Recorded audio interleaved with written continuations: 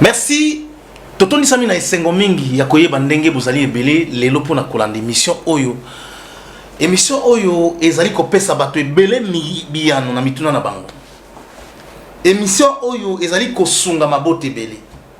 Émission oyo ezokangola bakangama.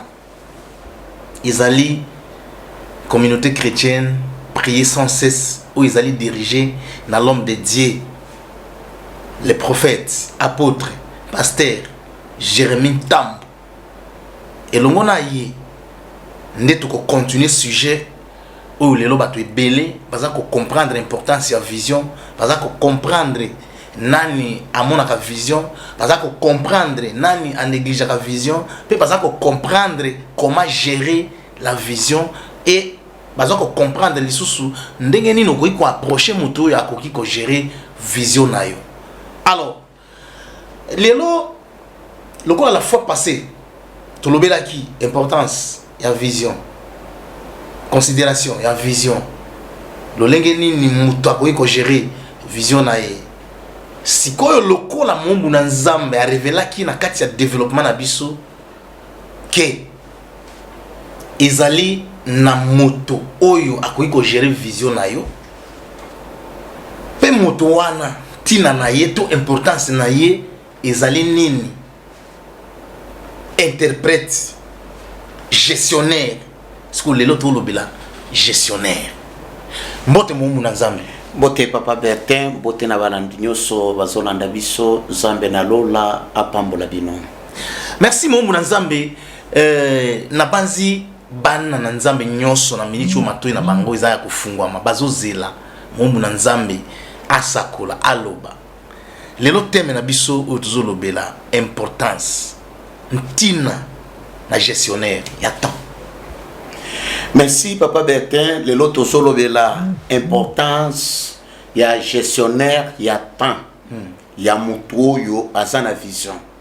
C'est que mutuo azana vision na ye, mais il faut azana deux personnes. Denge tolobela kiyango, il faut azana interprète ya vision. Il faut azana gestionnaire ya temps na ye. Parce que au cause de la vision, mais ce qui au yebi tana yangote, bisika wana nde de fête ezali. Au cause de la zambe abisaki yo kosala mwa eloko moko boye, mais ce qui osana gestionnaire ya tante wana déjà okwei.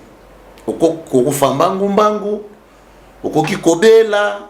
Okoki kotika vision ok liboso kozala sima vision liboso c'est que ça compliqué onde yango tozo aider bana na nzambe ba baza déjà na vision na bango ba bazolota bandoto moko très compliqué comment gérer tant na bango wana de oyo to memeli bango na journée ya lelo pona kolekisa bango importance ya gestionnaire ya temps. Voilà, importance ya gestionnaire ya temps. Mumu na nzambe oto ya mbilelo. Yende mkolo émission oyo. Émission oyo elobelaka uniquement makambo ya église, communauté chrétienne prier sans cesse. Sikoyo mumu na nzambe yebisa biso église eza wapi? Pe oyambaka lolenge nini? Merci église nabiso et bengami na kombo église évangélique prier sans cesse. Eza na commune ya Selembao na cité verte numéro 12e mairie. 12e mairie numéro 12. Soki okomi wana okukuta église évangélique prier sans cesse eza wana bakoyamba yo sans problème tokokutana nayo. Chaque mercredi, toyambaka kobanda 10h juste ti 15h30.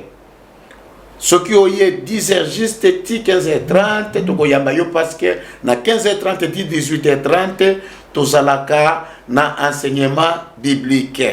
C'est pourquoi ceux qui ont besoin toyamba yo yaka na 10h juste ti 15h30. Après vendredi, tozalaka na jeûne et prière et bandaka na 8h juste 18h juste tobimi na lobi bien jeûne et prière vendredi de 8h juste ti 18h juste yaka isa prière na prière Zambe azosala abeli bazobika Zambe azosala bikamwa otokoki kolekisa te même na télé mais yo moko soki oza sur place okomona yango numéro ya téléphone na biso eza affiché na ba écran na bino okomona yango opengi biso tokoyamba yo sans problème ba émission tu koleka bandeko epele ba bengi biso pona ba interprétation ya ba vision na bango ya ba ndoto na bango basungami makasi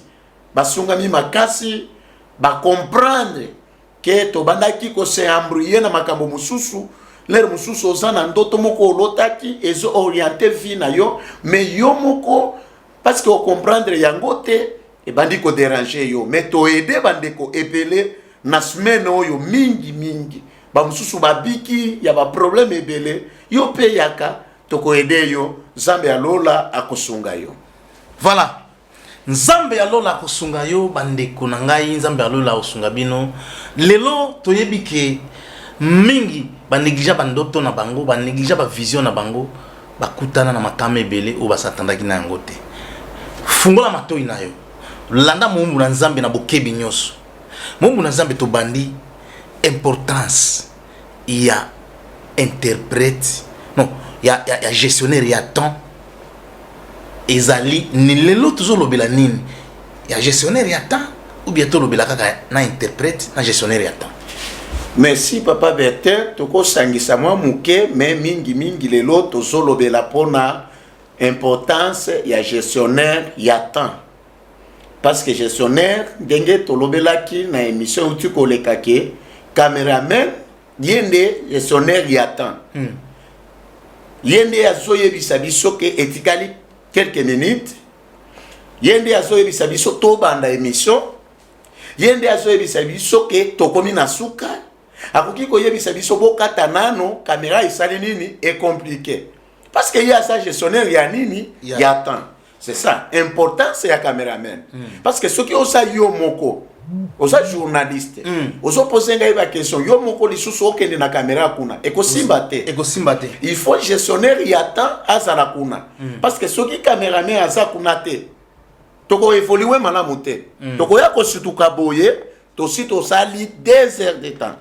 tozolo baka koloba parce que tokokata te émission ezalaka elengi il faut gestionnaire ya temps a signaler biso ke botikali na 20 minutes to bandi déjà ko se préparer na ba mot na maloba o tokoloba c'est ça important c'est un gestionnaire ya temps asa mutu oyo akoyebisa yo telema kende ou bien vanda omoni na suka na lobaki na émission uti koleka ke bato evele bazana moment oyo bayebisaki bango vient aye mais nano yo kite voix mususu ezoloba va akomi na niveau wana te ya sa na niveau kaka ya vient oui Nzambe abengi yo ebele bazoloba Nzambe abengi ngai apesi ngai mission oui mais alobi vient abandi sikoyo ko expliquer yo makambo kosala ekoki ko senga temps ebele ekoki kosala même 10 ans Nzambe azotangisa yo apesi yo vision ayebisi yo okozala boye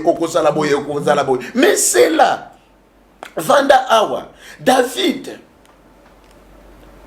Nzambe atindi sa mère apakola ye mafuta après ko pakola ye mafuta est-ce que les mêmes jours David akenda kozala mokonzi je ne pense pas bitumba ebandi mais Nzambe ye moko azo gérer temps ya nani ya David azo gérer yango na ndenge nini parce que na moment ya kozela wana bitumba esalaka makasi nde bisika bato basalaka nini baeshuaka donc bitumba wana ezalaka mpona kobebisa vision wana oui parce que kobima na promesse kokoma na accomplissement ya promesse na katikati wana komba eza munene mpona kokoka yango eza difficile nazongeli yango oui kobima na promesse kokoma na accomplissement ya promesse eza makasi nde bisika bato ebele bazosimba kisi nde bisika bato ebele bazodivorce na basi nde bisika bato ebele basoso ba problème ebele. Pas problème ebele. Parce que na katikati wana oko vivre ba combat oyo nano monate. Na suka koloba Nzambe asololaki na ngai te. Eza vision ya Nzambe te. To atiki ngai. Nzambe atiki ngai, aboki ngai na sana ye lisusu te. Oko banda ko sala ba prière moko ya bêtise. O finga Nzambe na monike o sala ka lisusu na lola te. Non, Nzambe azaka kana lola. Ako changer te azaka ka Nzambe. O koma na nifo moko akosala ba prière moko ezanga tina.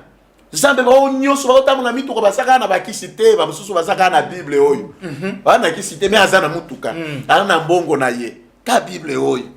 Et ça problème ya nini ya temps. Kopima na promesse, kokoma na nini na accomplissement ya nini ya promesse. Il faut mutu moko gérer nini temps na yo wana. C'est pourquoi dans Actes des Apôtres chapitre 1er, Actes des Apôtres chapitre 1er verset 4. Yesu a yebisi bantoma ke bo sala musika te na Jerusalem. Bo fanda kaka na Jerusalem, bo sela yoka mo wana.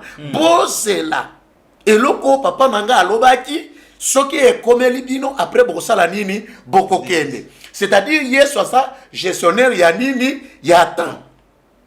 Ao gérer tant ya ba apôtre parce que ba apôtre na loyenge wana bazalaki na yango ke to ça vraiment to sala ki pemeni ya Yesu to yekoli pemeni ya Yesu balinga ki ba pima kaka boye babani déjà musala sans causer là oso comprendre si ko gestionnaire ya temps ye moko a comprendre que na moment oyo soki bakei bakokutana na makama ebele il faut passer là na Jérusalem après bazwa eloko moko o basana yango te. Parce que na moment wana yende azala kinyoso pona bango. Mais au moment ko sala na déplacement ati na nzoto e ko sala sur place e ko banda ko protéger bango na ba problème e ko banda ko yebisa bango makambo bo sala boyete. Et ça Saint-Esprit. Vous se comprendre. Si ko Saint-Esprit soki aye akosunga bango. Problème eza wana eza nini? Eza makambo ya gestionnaire ya temps. Soki ba apôtre ba yeba kate Yesu ki aza gestionnaire ya temps. Balingaki ko kende na divagation ba kufi. Ba mususu ba su ba problème ebele. Vous se comprendre. Il fallait ba sala nini bazela balanda oyo maître ya sali nini alobi. Importance ya nini ya gestionnaire ya temps parce que yende ayebi que moi na oyo na pesie eloko ya boy. Mais pour na kende kosala na yango il faut nano asala nini asela. Papa journaliste. Oui papa. Ndenge osaboye osa formateur ya ba journaliste mususu. Oui nazana bango ebele. Est-ce que bakobanda kaka lelo opesie musala et puis obinisie déjà bikende kosala ba émission? Jamais. Il faut asala nini? Faut la ebele ba formation. Si ya que stage na moment solanda conseil na yo parce que yo nde gestionnaire ya nini ya temps oyebi ke na moment oyo soki natindi ye kosala émission terre akobebisa yango te soki natindi ye kosala émission terre akobebisa yango te yo nde oza nani gestionnaire ya temps ya mwana wana oso comprendre nde yango na makambo ya Nzambe. Na makambo ya Nzambe il faut d'abord to comprendre qui est gestionnaire ya temps. Gestionnaire ya temps avant de continuer à ça kolo ye moko. Yesu ye moko aza gestionnaire ya nini ya temps na biso. Yende ayebi bisika eloko apesa kiyo. Et puis ayebi bisika akoti ayo. Ayebi bisika osokende, ayebi mabe eza kuna. Ayebi bolamo eza kuna. C'est pourquoi il s'ala qui facile et pas ya Paul. Paul alobi au moment baso pesa ye prophétie ke mokolo sentir oyo azokende bazokende kokanga ye bakotia ye na prison. Paul alobi te kobebisanga motema te. Na yebi ke kuna nazokende meme kokufa na kosala nini na kokufa na kobeta bakobeta ngai kobebisanga motema te. Oui, jeune fille mon gazo prophétise. Pourquoi? Parce que Paul asalaki déjà averti na gestionnaire ya temps.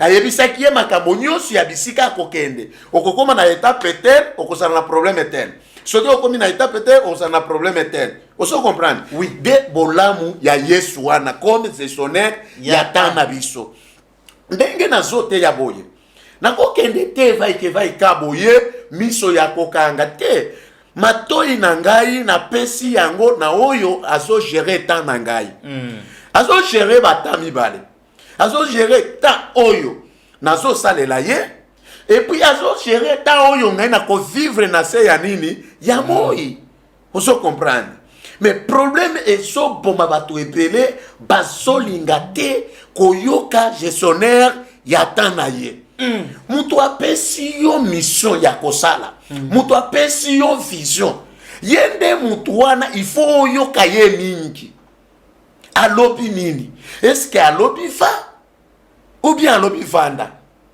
soki alobi nano na vanda na kovanda même 30 ans problème eza te mais comment bato ebele lelo bazolinga kovanda te bana beso kaka bakende bato mosusu mombu na nzambe bazo nzambe ayebisi ye vient nana alobi vient te yasa ye akomi place a vient nana nzambe alobi na eva te yasa kei donc azo brûler d'étape des problèmes wana c'est pourquoi tozozongisa bana na nzambe ebele oui osana vision na yo olingi osalela nzambe est-ce que ba vision nyonso eutaka epai ya nzambe ete wana nde likambo tanga na bible un jour David abengisi prophète Nathan ayebisi ye motema na ngai epesi ngai vision ya kotongela nzambe ndako motema na ye moko alobi nzambe te posa na ye moko atongela nzambe nini ndako esa vision papa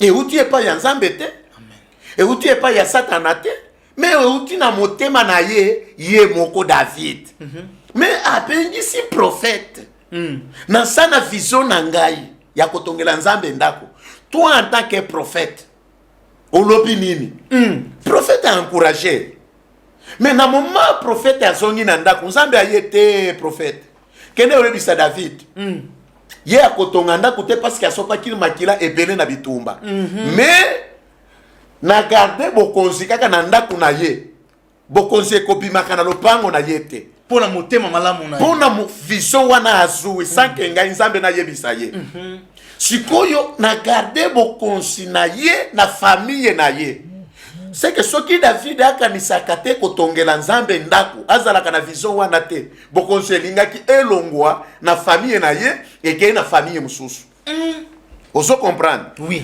ozo mona batu lelo azalaki ministre mais soki akufi mwana ta moko te akotikala ka ministre pona nini parce que azalaki ata na vision moko te ya nzambe na kati na bokonzi na ye nzambe pe alongoli bokonzi wana na famille na ye abwaki yango na famille mosusu papa ozo comprendre makambo ya nzambe il faut comprendre yango nzambe akoki kopiéger yo pe il faut piéger nani nzambe na lobi momo ko compliquer bato ebele na kopiéger nzambe ndenge nini David atali ke ndenge na sokende kokola boye nzambe abundeli ngai bitumba ngai pe na créer vision moko ata ye moko alobite apiéger nzambe nzambe aye ko se retrouver soki na boyi vision ya David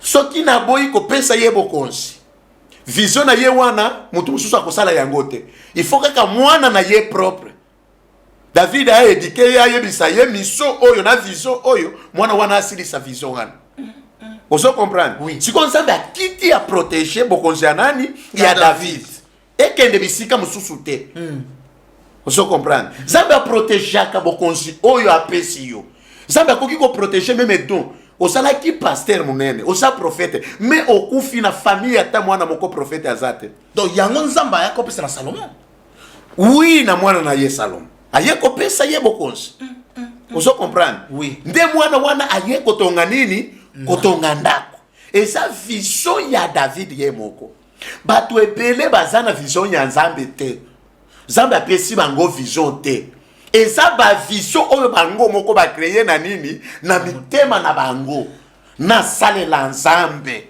saki nzambe asala nini aloba c'est ça confusion eza kaka place wana siko mombu na nzamba vato koma confusion wana na lizotuna mutuna moko est-ce que est-il possible qu'un gestionnaire ya temps a géré vision oyo euti na motema ya moto oui c'est pourquoi rôle wana échouaki Nathan na David Nathan bapesi ye David a expliqué ye vision euti epai ya nzambe te Nathan a accepté vision azongi epai ya nzambe, nzambe alobi non ye te mais mwana na ye siko Nathan en tant que prophète yende aza gestionnaire ya nini ya vision wana ya temps wana David. ozo comprendre yende azo gérer siko vision ya David et utaki epai ya nzambe te oyo eza ya David utuna motema na ye soki alotaki yango na yebi te siko mutu akogere yango aza nani Nathan prophète. C'est pourquoi na moment ya kokufa David alingi akufa Nathan aye an appelé moi si à David ayebisi ye lokola mobali na yo alingi akufa mwana mususu kuna azokonza baso sala déjà ba fête kuna sikoyo yo pe kota na kati ya ndako oyebisa roi ke o promettre ngai boye yo ka importance ya gestionnaire ya temps sikoyo Nekonatan azo gérer temps wan esaye soki atikaka mama wana na mwana na ye mama wana alingaki kokoma na promesse ya mobali na ye te parce que mobali na ye pe ayebisa ye ke mwana yo kobotela ngai ye nde ako remplacer ngai mais yoka pembeni mwana mususu amite déjà mokonzi il faut gestionnaire yata asala na katikati et umeli babota mwana après kobota mwana baswazemi babota mwana akola mais prophète wana gestionnaire yata azobatela maloba wana oso comprendre oui parce que mama wana mwasi ya David akendaki epai ya prophète ayebisi ke mobali na ngai ayebisi ngai ke mwana na kobota oyo yende akusala nini akoremplacer ye lokola ye azalaki gestionnaire yata akomi yango na livre na ye en tant que gestionnaire ya nini yata côté oyo azo gérer mobali côté oyo pe azo gérer mwasi promesse oyo mobali a promettre mwasi azana gestionnaire yata na ye et ça prophète Nathan akei ayebisi yango Nathan bateli yango David pe côté oyo makambo oyo azokanisa kosalela nzambe ayebisi yango Nathan c'est que ye azana centre oso comprendre oui et puis kaka ye moko gestionnaire yata azo solo na nzambe a expliquer nzambe makambo ya batwana ta mutu oyo akanisele yo boye siko ngana répondre ndenge nini oso comprendre oui. Ça importance ya gestionnaire ya nini ya temps c'est pourquoi Salomon akomaki na niveau ya kozala mokonzi c'est parce que pembeni na ye pembeni ya mama na ye na pembeni ya papa na ye gestionnaire ya temps azalaki yende azalaki lisusu interprète ya nini ya vision ya David. Donc ce qui total bien na explication à mon nzambe c'est que gestionnaire ya temps a gérer qui temps ya famille mobimba c'est ça a gérer bango azo gérer temps na bango mais azo yokaki mutu akovanda na kiti akozala mokonzi aza mutu tel mais ayoki pembeni ke mutu mususu alinga vanda ami vandeli déjà ami vandeli azosala na fête après papa ezangai mais yese sonner wana ayebi ke eza yete eza nde oyo oso comprendre siko gestionnaire yatandi yende ako jouer rôle ya kosala ke mwana wana ya promesse aya kovanda na kiti na ye soki mwana wana soki gestionnaire ya temps azalaka te mwana wana alingaki kovanda te voilà ne bitumba ye mususu elingaki ebima et puis basalaki fête baboyi kobenga Salomon akende na fête basali fête mama na ye babengaki ye te et puis ndenge bayebaki ke prophète Nathan aza ya ngambo kuna na fête babengaki ye te vraiment oso comprendre parce que aza nani gestionnaire ya temps ya famille ya mama Tsongolo oso comprendre c'est que même na famille na bino pour na bo vivre bien il faut bozala na gestionnaire ya temps na bino muto ako explique wana comme interprète ako interpréter yango comme interprète et puis ako gérer temps na bino oso comprendre oui mais soki na famille bozo tambola bozana muto te azo gérer temps na bino boko yako badisa na mwana ya 12 ans parce que bon manque nini gestionnaire ya temps o akoyebisa bino ke mwana oyo azana no azaminer bino bo balisiye eloko e manque bino parce que bozana gestionnaire ya temps na bino te oso comprendre tala Nathan ndenge bazwaki na famille ya David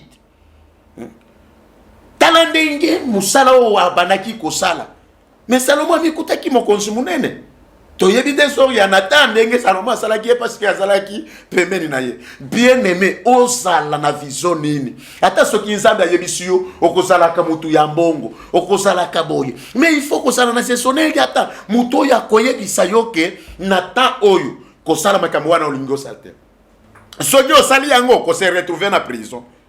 Vous comprenez? Oui. Bato epele baza na prison ya bandoki, baza na prison ya makala, baza na prison ya ndolo. Ba prison nyonso oyo ezomonana na oyo ezomonana te. À cause ya ba vision mal gérée. Osana vision mais ça mal géré. Nani aso gérer yango? Mal interprété. Nani aso interpréter yango? Azate. Siko Nathan oyo, est-ce que vision wana ozana yango? Ya yo moko nano parce que tozana niveau ya vision ya yo moko ezota na motema mbonga ipe na lingina za la journaliste est-ce que euti pa yanzam non euti na motema na yo na lingina za la nani journaliste siko il faut tout na paix gestionnaire ya tana yo est-ce que na moment oyo soki na komi journaliste e kozala bien akotu na yo siko émission na yo ko banda kosala e kozala basé na nini na makambo ya nzambe na makambo ya politique. Siko gestionnaire ya tawana nde akoyebisa yo au moment où expliquer ye vision. Ayebisa OK na yo ki vision na yo. Mais le problème est ça awa. Soki olobeli makambo ya politique na moment oyo okozala bien te. Soki olobeli makambo ya nzambe na moment oyo okozala bien. Vous comprenez? Oui. Muto aso diriger yo siko eza nani gestionnaire ya temps.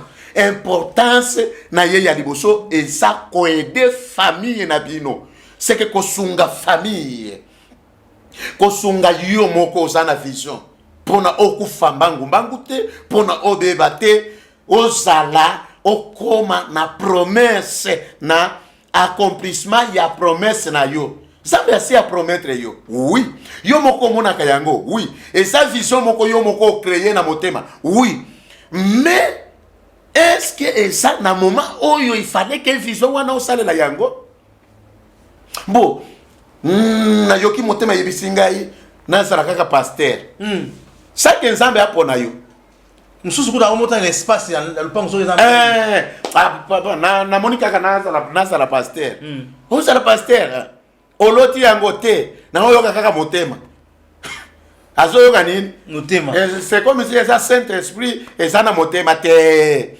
wana esabi loko ezota na nini na motema parce que pona kosala ekobo pona kosala kinduma nani ne utaka wapi motema na motema c'est comme si okoki kozwa pe motema na yeso ebisa sala kaka église motema yebisio sala église ozana lopango te motema yebisio sala église oza ata na mbunda te c'est parce que na monande ko wana abanda yango azalaki na mbunda te azalaki na bakiti te abandi yango na balabala esimbi yanga pe kosala nini ekosimba oui et ça vision na yo pona makambo ya nzambe to boyite est-ce que ça moment oyo il faut sala yango si on bokola na nzala na o décourager yo te mais na zo orienter yo okola na nzala ko misabana pamba vraiment.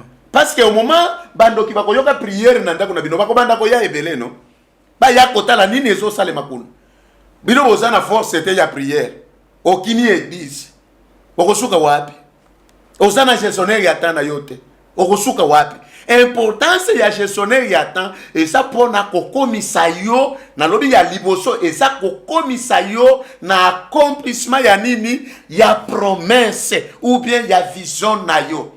On a premier niveau. Deuxièmement, importance ya gestionnaire ya temps. Avant comme on a deuxième mot na nzambe. Nazo tuna boy. Tango uti côté wana olobaki ke. On peut citer exemple ya David, exemple kitoko. O nazo yebisa bana na nzambe nyonso bazona na biso. Benga na ma numéro wana, solola na mombu na nzambe, poser question na yo. Benga zwa rendez-vous, okuta na mombu na nzambe akwede yo. Alors, mombu na nzambe yambo. Ok, na deuxième point. Est-ce que ezali forcément que gestionnaire ya tana yo azala moto yo aza serviteur de Dieu pe moto yo ayoka nzambe? Oui. Parce que tokoki kozala na gestionnaire ya tate soki asa musali na nzambe te. Au moins na makambo na bango mususu ya monde ya molili. Voilà. bango pe kuna bazana ba gestionnaire ya tana bango ayebisi ye na première étape okoboma batu 20 tete omoni aza gestionnaire ya tan pona olingi osala boye il faut osala boye eza lokola bandoki soki babalisi mwana na bangundoki mosusu oyebi konse bapesaka ye bisika ozokende wana kolia oyo ya mobimba te oyo okuti azotambola aza viva lia kaka oyo okokuta azobela kala soki olie ye bakoloba ayaki deja akuti ye azosala nini azobela eza ye te seke bakodécouvrir yo mbangu te ozo comprendre c'est ça na monde na bango baza na bametre na bango mais na monde na biso ya Yesu Kristo monde ya lumière toza na gestionnaire ya ta na lobeli ya liboso eza nzambe ye moko gestionnaire ya mibale eza mutu mususu nzambe akoki kopesa yo o aza pembeni kolanda na mutu na papa bete atuni biso mutu aza pembeni mais asala mutu ya prière asala mutu oyo ayebi makambo bien ko prier eza problème te okoki kosala mutu ya prière makasi eza mpona ose ressourcer mais pona ko gérer ta koyeba ke ta oyo eza ya boye moment oyo eza ya boye na temps ya covid combien de personnes balobaki ke eza fin du monde talaka makambo temps ya covid awa batei ebele batei yango fin du monde temps de la fin quoi tout console balobeli yango sérieusement biso tozolanda bana na ngai mususu ya église babenga ngai papa Yesu aye deja na ebisi bango verset ata moko eza te na makambo oyo eza kaka ba problème eye na mboka na monde mobimba mais eza ba signe ezolakisa ke tozokende vers la fin mais il faut komi milengela komitala bien kotambola na nzela ya bien ozo comprendre oyebi pona nini bateyaki biloko wana eza manque ya kogere nini tana bango baba gestionnaire ya tante c'est ça ozo comprendre papa oui. Il faut mutu ayeba kogere temps nani akoki kogere temps na yo soki ozolanda ngai soki ozoyoka ngai bien aimé yakata okutana na koriente yo naza na famille moko eza na États-Unis na situki kaka ndeko na bango moko kaka makambo oyo nazolobela tellement ke na expliquer ye biloko nyonso nde makambo bazovivre na bandi koencadre bango alobi te ekosuka kaka na ndako na ngai te zala kaka gestionnaire ya ta ya famille mobimba lelo oyo nazogere bato baza poto baza wapi kaka pona makambo oyo nazolobela lelo famille wana évolue bien vraiment nasana bato ebele ya bapays ebele nakoki kotanga na télévision te boso comprendre bandeko na ngai yo tozana yo na kini ozolanda ngai na poto ozolanda ngai na France ozolanda ngai wapi même na téléphone toko gérer temps na yo il suffit kaka o expliquer vision na yo eza nini toko interpréter vision après to bandi ko gérer temps ya vision na yo wana toko sala nini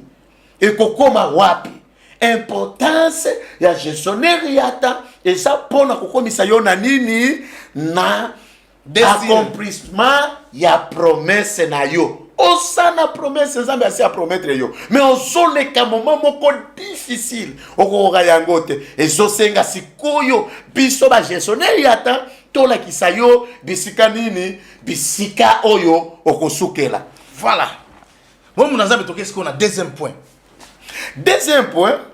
pona importance ya gestionnaire yata importance na ye eza kotangisa mutu oyo aza na vision kotangisa ye ah oui ndenge nini merci soki yo oza na vision lere mosusu oza na maîtrise te ya vision na yo lere mosusu oyebi te okobandela wapi lere mosusu oza pressé il faut que oyo aza gestionnaire yata atangisa yo comme ndenge tolobelaki yango na Genèse chapitre 37 dès qu'on a vu so Joseph ami kuti na prison boyebi pourquoi Nzambe atiaki ye na prison pourquoi Nzambe atiaki ye na prison pona atangisa ye atangisa ye biloko misato mabomba mizo bima na kati ya prison wana parce que Joseph ayebaki te kosala ndenge nini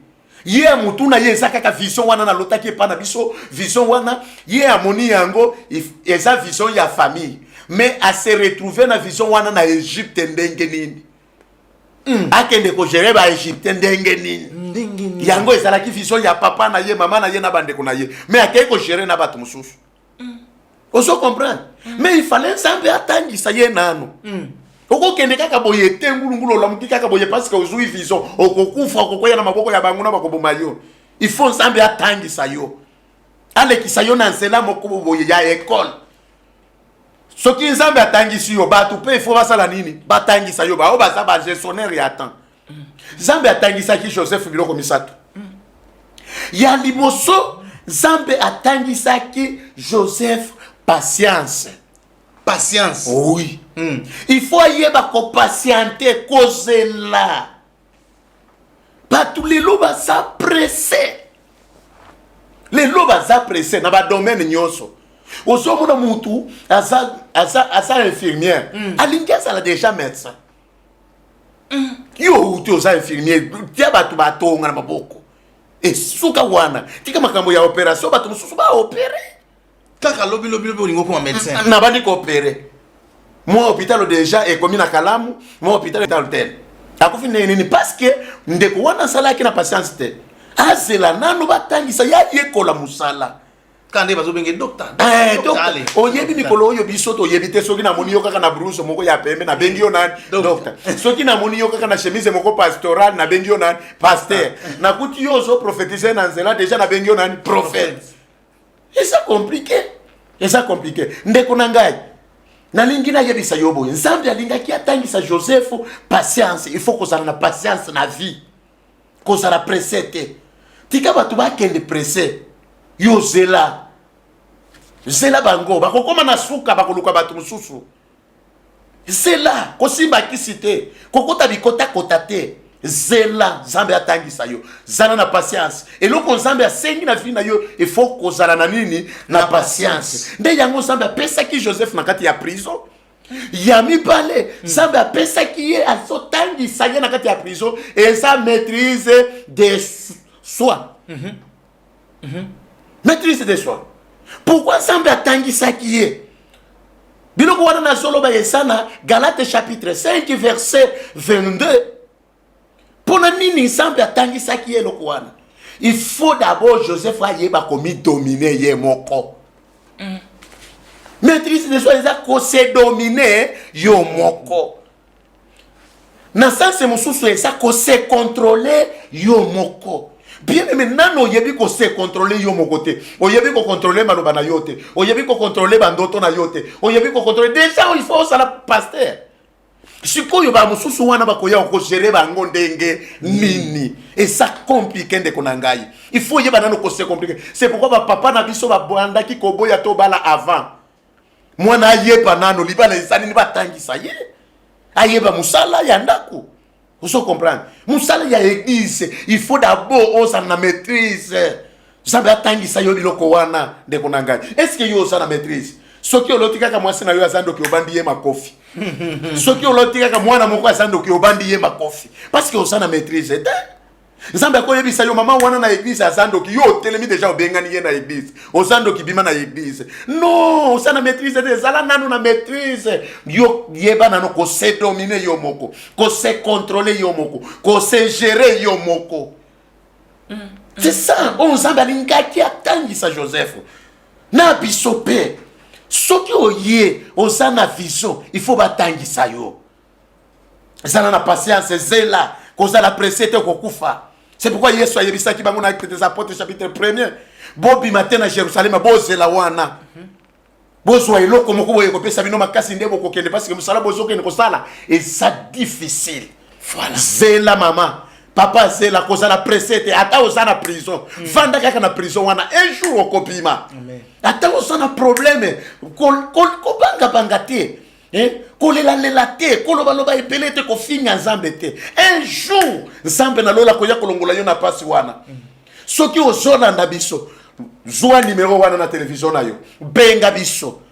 toko solo la na yo vision na yo esaneni parce que osala ki pressé c'est pourquoi okoyaki soki ozelaka olingaki kokweyate c'est parce que osala ki na maîtrise était c'est pourquoi obebisa ki ba relation na yo nyonso osala ki na maîtrise to obebisi musala ya maboko obebisi libala il faut osala na maîtrise ndeko na ngai mama papa zambe na ngai asunga yo zambe na lola asunga yo na kompo ya Yesu Kristo soki ozolanda biso ata ozobela zala na maîtrise kokende tebi pa yo parce que na beli motema na beli boite zambe azobikisa ti lelo zambe azosala ti lelo yo ozolanda ngai zambe na ngai akoyokisa yo sonite benga biso na numéro wana yaka na église évangélique prière sans cesse na cité verte 12e mairie okokuta biso tokosolola bien aimé même na mission mususu koya na 4e mission koya okoyoka bilo mususu tokopimisa kaka pona vie na yo moko na za wana pona ko gérer tana yo yaka tokutana mercredi na 10h juste ti 15h30 ozoyamba bato epele ya ba problème batu ya maboma batu bazana ba problème ebele ba blocage ba mari de nous ezolanda bango yaka babalaka yote osana ba problème obela belaka chaque jour yo la la kate pongi ezana bato mususu batalaka kaka boye ala la kate bien aimé zambe o ya biblia azosala azali akufaka te momo na zambe nana mutuna moko tango ozo limbola olobi il faut que vous ayez la maîtrise de soi. Maîtrise de soi au tangi wana c'est que soki mutazangi maîtrise de soi ah oui puis comme sa vision na ah oui bato ebele ba bebi si vision pona wana parce que ayebi ko se contrôler te ayebi ko se gérer te ayebi ko se dominer te na vie faut ko yeba ko se dominer avant okende ko sala musala wana parce que okutana na ba problème oyo eleki ekobebisa yo motema bato basofinga yo bato basosala yo boy mais soki ozana maîtrise de soi okozala ndenge nini soki ose dominer te soki oyebi ko se contrôler te okozala ndenge nini na miso ya bato oko échouer vision na yo même na wenze okoki kotia eloko olobi 5000 même mutu wa ya ebisi yo ngai na zana 1000 francs soki ozana maîtrise te ofingi ozo comprendre pona nini parce que vous avez maîtrise c'était au bébé c'est déjà vision ba client ba koyate mutu wana kotika ka jamais koyana na koyate ozolu kadibala ozana maîtrise c'était soki mobali ya ye olobite papa ngai na zolu kaka mobali ya mbongo yo moko na ozana combien bon yo zolu kam tambongo ozana yo ozana combien paso yana ba biro papa samelela ngai mobali ya mbongo nazana besoin ya mobali ya mbongo ngai na lingi libala kaka ya mbongo yo sana combien parce que mbongo ebenga na pe mbongo mususu et puis nzambe asalaka na eloko mutu azana yango na maboko ayebisi Moïse ozana nini na maboko Moïse alobi nazana lingenda na maboko tia yango na sena travailler na yango ekomi nyoka yo ozana mbongo te na famille na bino mutu mbongo azate mais ozoluka kaka okende kozwa mobali déjà azana mbongo oyebi mbongo wana pona azwa yango asalaki nini le te oyebi comme souffrance ya mbongo wana pona kozwa yango yo ozoluka kaka mobali ya mbongo il faut bokende ko souffrir bino nyonso mibale bo souffrir bino nyonso ensemble mutu akofinga moninga azate mobali asomi mbeto yo somi matela otie likolo soki abengani ya ebisi yo kita na mbetu yo pe ozwi matela na yo kiti na yango na se komo mo kiti na yango na se ya kolala kaka na ba nini wana te ba mabaya wana c'est difficile oso comprendre yo ozoluka ngai na sana beso ya mobali moko mulai yo moko mukuseka boy o compliqué vie na yo pamba zala na maîtrise kaka eloko nsambe azotinda pona yo zwa yango lelo mususu nde vision na yo wana ekosala nini ekosimba mais ekozala pressé te il faut kozala na nini na maîtrise il faut kozela bato basokoka kozela te parce que baza pressé bato baza na maîtrise te ya makambo basosala ora bakuka lobi na bango soki prophétie eumeli yo zela yango suka ekosala ni ekosamekaka mais comment yo za pressé nde bango wana depuis ya mata mangengenge 2 ans yango oyo azakaka na mangenge voilà question mususu yango est-ce que okoki ko forcer prophétie ko forcer vision pona komata mangengenge ou bien nzamba salaka na tana soki bitumba ezali na kosambela la vision wana pona na moment yako ya temps wana gestionnaire ya ta ko ebisanga ike il faut ko prier ba prière wana ya ordre ya désordre te papa soki osali prière na désordre na vision na yo ko salaka na nini na désordre soki osali prière na ordre na vision na yo ko sala na nini na ordre mais batu ebele basa na désordre asana vision oso sambele la vision bien sûr ok ne sala ni yo kan moi témoignage moko ya ngai un jour na samba bisinga na sali église après ko sala église depuis to bandi église kaka 20 personnes na matingomba na kawama prière une semaine 2 semaines na frère moko to sala ina ndeni chiko na yeko yoka vua moko nzamba bisinga sikoyo awa na ngomba osali nde na église osa nzamba zo bisio bongo ndo yo samba awa na ngomba osali ozolo ba ebele nde na église kuna osa kita okene na église omo na soki na kosala te bien aimé na kiti na komi na église kaka 20 personnes wana mais koloba to koma dimanche boy église nyo se tonti oso comprendre na bana iko sambela ba désordre na fani na ngomba na kanisi ke nzamba ko kitakaka na ngomba wana nde ya sala église na ngomba mais ça balobi kende travailler na sina pension zela omoni na sana ta ya kozela te basi ba pesi ngai déjà ordre ya kosala oso comprendre so ki nzamba si a pension déjà ordre ya kosala ata soki okutani na ba problème ekokweya kaka na ba prière yo kanga kaka motema mais il faut ça la pembeni na gestionnaire yani ya temps asa la pembeni na yo ngai nazala ki na papa na ngai hauti kotika ngai ya kufi o azala ki gestionnaire ya temps na ngai pe nazala ki na ye au gérer temps na ngai soki makambo est compliqué na moni église est bloqué ba prophétie na so sambela na batu bazobika te na sambela no ya bikite ba témoignage ezo ya lisusu te na ke pa ya papa wana papa mikolo na so priere bato ezo simba te okipa gestionnaire ya tana yo siko na sala ndenge nini ye pa tuni nzambe na ye ye pe atuni nzambe na ye ya expliquer yo kota na prière ya 2 jours après prière wana na ye na fuka mi pembeni na ye abeteli ngai prière au moment na zokende wana makambo ebandi ko sala ya minene bien aimé tika kotia je connais na vie Luka gestionnaire ya nini ya tana yo asa très important na ministère asa très important na ndako même na ndako na bino bosa na gestionnaire ya tan nani ajiraka famille na bino nani expliquaka bandoto ya famille frère moko abenga kinga ya wana njini atuninga papa na loti papa na ngai ya kei na salon bazokata yesuki bakanisi ke papa na bango azokufa yoka interprétation na yebisi bango c'est que papa na bino asana makanisi epele nde lakisaki suki ya mapena nini na mutu au moment bakei kokata yesuki c'est-à-dire nzambe andimi kolongola ye nini makanisi bo pesa ngai papa na bino papa wana lobi papa kaka makambo ozolo ba wana susi eleki bana bazozu wate nini te yo soki oloti kaka pasteur na yo azana suki ebele dire répétation na yo okoyeba te ke pasteur azana ba problème pona église soki oloti kaka pasteur na yo alati mwa coupe moko boye pantalon moko epasuka pasteur akwei na lotaki pantalon na ye esali nini te kako finga pasteur yaka to expliquer yango bien yaka to expliquer yango le mususu nzambe abanaki koyebisa yo ke pasteur na yo azali susu na bilamba ya kolata te mais yo expliquer yango ndenge wana Dieu parle tantôt d'une manière tantôt d'une autre nzambe asana balulenge pele ya kolobela et puis olandeli yango kaka ndenge olotelaki yango ndenge nzambe alobelaki yango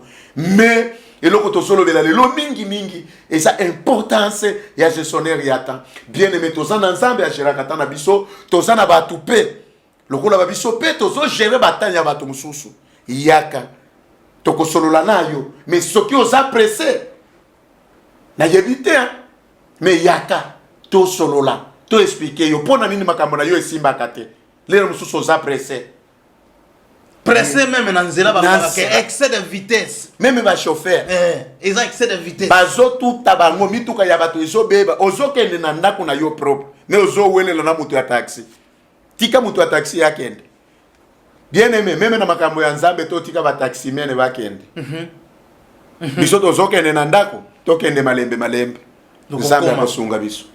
Voilà, moi mon nzambe tokomi na suka émission na biso yebisa bana na nzambe nyonso bazolanda yo oyambaka ndenge nini pe adresse église ezali wapi? Adresse à l'église est dans la commune ya Selembao 12e mairie numéro 12. Ce qui est commis wana église évangélique prier sans cesse. Ce qui est commis wana okokuta yango bien-aimé tokoyamba yo kotaka kana kati wana.